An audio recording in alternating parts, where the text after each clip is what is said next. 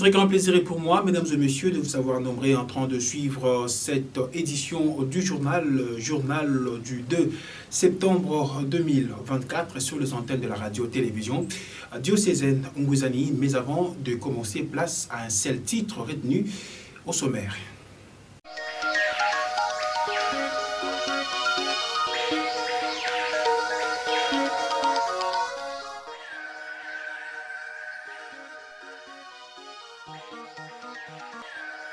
Tentative d'évasion à la prison centrale de Makala. Plusieurs morts et blessés ont été enregistrés dans la nuit du dimanche au lundi 2 septembre 2024.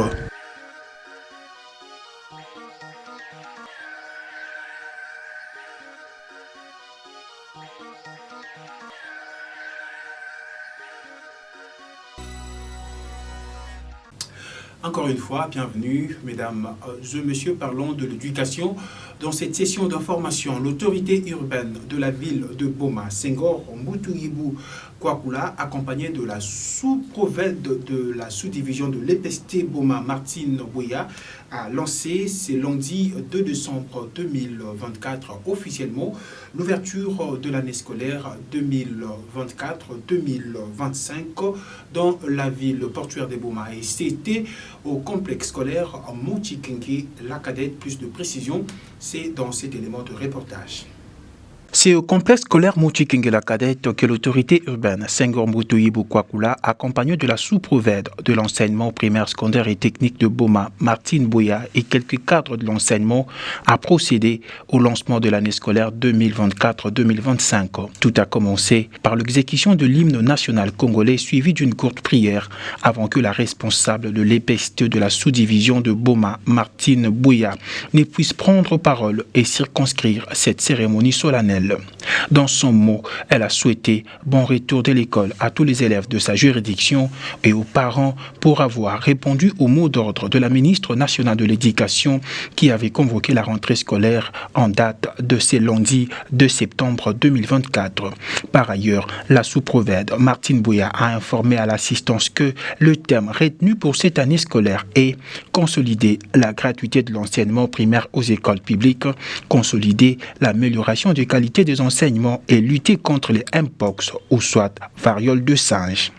Nous souhaitons la bienvenue dans ce beau cadre à toute personne ici présente. Le thème de cette année scolaire 2024-2025 est consolider la gratuité de l'enseignement primaire aux écoles publiques, consolider l'amélioration de la qualité des enseignements, lutter contre le mpox. Chers élèves, l'école est obligée de vous former afin que vous soyez capables de défendre les couleurs de votre école. En premier citoyen de la ville, le maire Senghor Mbutuyibu Kwakula a officiellement lancé l'ouverture de l'année scolaire 2024-2025.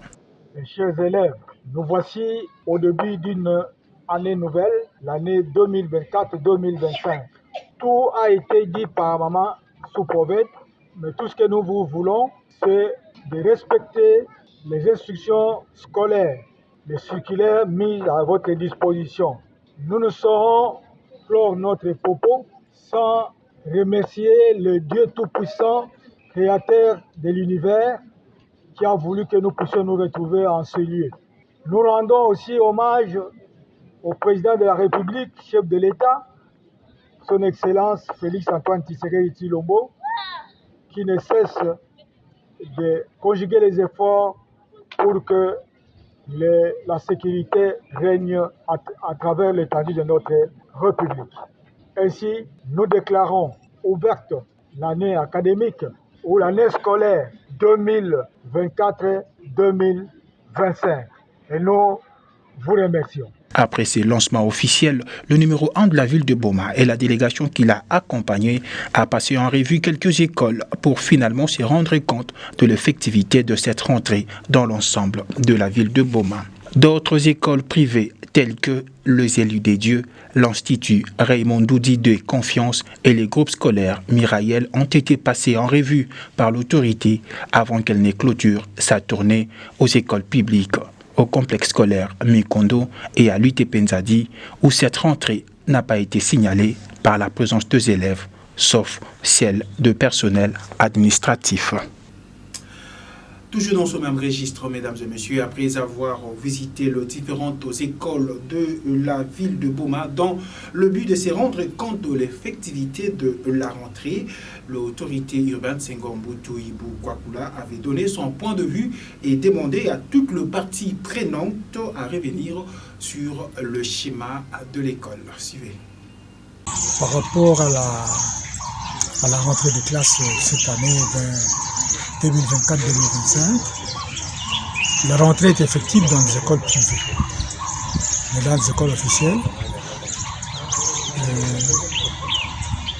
les chefs d'établissement sont là, les enseignants font semblant d'être là, mais pas même un dixième, et les élèves n'en parlent pas. Donc, les élèves ne sont pas là. Donc, il n'y a pas rentrée effective dans les établissements publics. Les enseignants ont tenu leur assemblée, ils ont donné un mot d'ordre pour boycotter la rentrée de classe cette année, jusqu'à ce que leur desiderata sera honoré. En tant que parents, nous ne pouvons que demander aux enseignants de tenir compte de tous ces éléments, parce que les enfants qui restent à la maison, il n'y a pas que les enfants des autres, ce sont aussi nos enfants. Donc, nous souhaitons que nous puissions prendre les choses au sérieux pour qu'il y ait la rentrée effective des classes. Revenons un peu en arrière, mesdames et messieurs, avant de boucler ces chapitres consacrés à l'éducation à Boma. Revenons en arrière pour vous informer de la restitution aux enseignants le vendredi 30 août dernier au terrain de l'ITP Nzadi après les assises de Bibois entre le gouvernement et le syndicat des enseignants, propos recueillis par Crépin Ngomba. Nous irons jusqu'à Boulibon de la Sema, ne périra pas.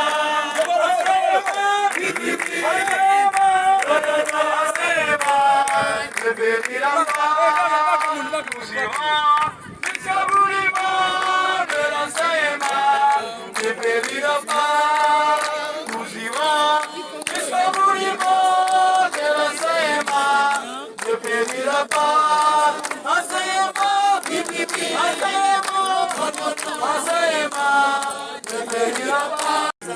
Déclaration des enseignants de la ville de Boma. Nous, enseignants de la ville de Boma, depuis 6 ans que nous vivons une injustice sociale voulue et organisée par l'État congolais lui-même, celui de nous priver le transport et le logement, avec comme explication la ville de Boma, première capitale, devient une bourse. Plusieurs activités et actions telles que marche, mémo, sit-in, des journées sans enseignants et autres ont été menées pour revendiquer cette gravissime injustice auprès des autorités, tant scolaires que politiques. Toutes leurs promesses sont restées lettres mortes. Notre dernier espoir était à la commission paritaire à Bibois qui s'est tenue du 10 au 24 août 2024. Malheureusement, après le désespoir sur nos revendications devient de plus en plus profond. Sur ce, nous exigeons ce qui suit avant toute rentrée scolaire dans la ville de Boma, ce 2/9/2024 et conformément à l'article 39 de la Constitution qui stipule le droit de grève est reconnu et garanti, et l'article 257 du Code du travail. 1. La reconnaissance de Boma comme ville, c'est-à-dire la suppression des zones salariales ou uniformisation des salaires sur toute l'étendue du territoire national et le paiement des effets rétroactifs. 2. Un salaire équilibré à la hauteur de $500 qui peut permettre à l'enseignant de nouer les 2 bouts du mois. 3. le paiement de NINP qui supportent le coût de la gratuité et aujourd'hui vivent sans espoir. 4. La retraite honorable des enseignants fin carrière. 5. L'installation des MESP à travers la République pour garantir la santé de l'enseignant. Tous ces préalables conditionnent la rentrée scolaire 2024-2025 à Boma. Notez bien, si le gouvernement ne répond pas favorable à toutes ces revendications, il sera tenu pour responsable de toutes les conséquences qui s'en suivront. Aux gestionnaires, pas d'intimidation envers les enseignants. Fête à Boma le 30 août 2024. Pour les enseignants de l'éducation nationale, nouvelle citoyenneté, ville de Boma, voir liste en annexe.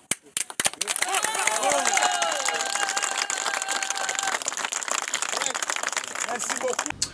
Autre chose, à présent, mesdames et messieurs, le chef de l'État congolais, Félix Antoine Tshisekedi Tshilombo, appelle à l'harmonisation du calendrier académique dans les institutions supérieures et universitaires lors de la 11e réunion du Conseil de ministres tenue le vendredi 30 août dernier à Kinshasa, la capitale. Célia Kelly. L'harmonisation du calendrier académique dans toutes les institutions supérieures et universitaires à travers les pays, tel a été le but de la 11e réunion du Conseil des ministres le vendredi 30 août 2024 à Kinshasa, présidé par le chef de l'État Félix Antoine Tshisekedi. Pour lui, ceci permettra de stopper la tendance au chaos où chaque institution fixe de manière personnelle et sans se concerner sa propre date de rentrée et son propre calendrier académique. La ministre de l'Enseignement supérieur et universitaire, Marie-Thérèse Sombo, a été instruite à prendre incessamment les mesures nécessaires pour assurer cette harmonisation. Le président de la République a aussi insisté sur la mise en pratique des sanctions strictes à l'encontre des institutions qui persisteraient à se soustraire de cette mesure. Rappelons que lors de la 10e réunion du Conseil des ministres, Félix Tshisekedi déplorait les désordres et les manifestations dans certaines universités, entraînées notamment par les désaveux de certains comités de gestion. Ainsi donc, dans un arrêté du lundi 26 août dernier, la ministre de l'ELSI avait procédé par la nomination de nouveaux membres du comité de gestion de l'Université pédagogique nationale UPEN en sigle. La professeure Yvonne Ibebeke Bomangwa prenait ainsi la place d'Anastasie Massanga aux commandes depuis décembre 2021 comme rectrice.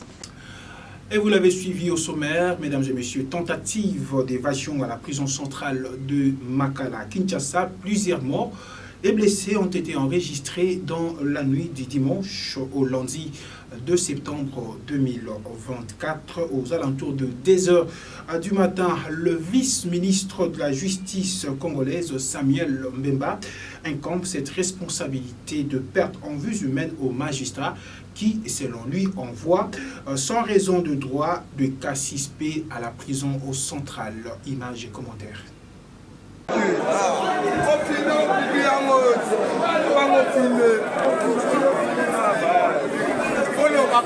Tala ba image oyo bozomona oyo image oyo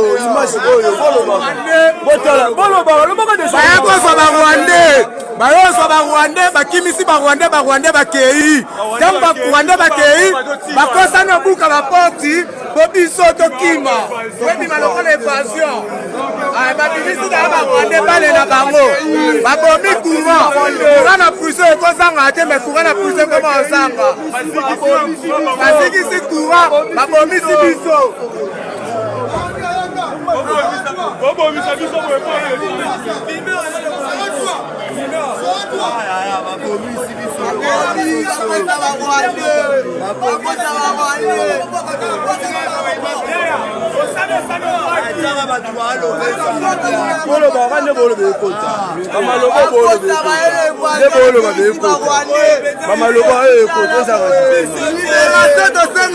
Nous voulons dire que le premier responsable de ceci, ce sont les magistrats qui envoient en prison même de simples suspects. En droit pénal congolais, la liberté est le principe. La détention est une exception. Ce qui veut dire que la prison est en principe faite pour les condamnés.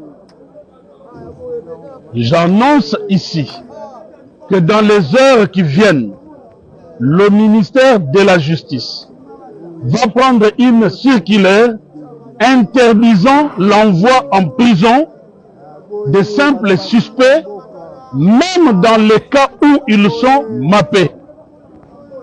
Nous resterons dans les principes reconnus par notre droit pénal, c'est-à-dire lorsque quelqu'un est condamné, sa place est en prison. Vous voyez que nous faisons des efforts de désengorgement, mais chaque jour, il y a des contingents, des véhicules, des prisonniers qui arrivent. Et donc finalement, ça anéantit les efforts que le gouvernement fait pour qu'il y ait de la place à la prison et que les gens vivent selon les conditions humaines en tant que prisonniers. Et avant de boucler cette session d'information, mesdames et messieurs, sachez que dans le cadre de son séjour à Beijing, en Chine, le chef de l'État congolais, Félix Antoine Tshisekedi Tshilombo, a eu un tête-à-tête avec son homologue chinois, le président Xi Jinping, ce lundi 2 septembre 2024. Plus de précisions, c'est dans ces récits rendus par Nicole Ngimbi. D'après une dépêche de la cellule des communications de la présidence, l'entretien entre les deux chefs d'État a été suivi d'un déjeuner d'amitié entre les délégations des deux pays. Dans son mot d'introduction, Félix Tshisekedi a réitéré sa volonté d'étendre les partenariats entre la Chine et la République démocratique du Congo au secteur de l'agriculture, des énergies renouvelables et l'industrialisation à travers la transformation locale des richesses minières de la RDC. Et représentant son gouvernement, le vice-premier ministre Ding Xuesuan a confirmé à la volonté de Beijing d'approfondir le partenariat sino-congolais dans différents secteurs pour le bénéfice mutuel du peuple chinois et congolais, révèle C-7. Rappelons par ailleurs que la Chine est présente en République démocratique du Congo dans les domaines miniers et des infrastructures.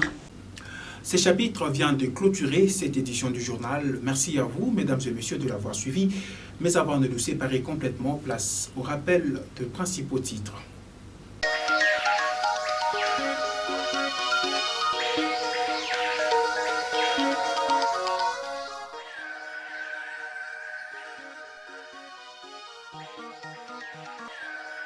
Tentative d'évasion à la prison centrale de Makala. Plusieurs morts et blessés ont été enregistrés dans la nuit du dimanche au lundi 2 septembre 2024.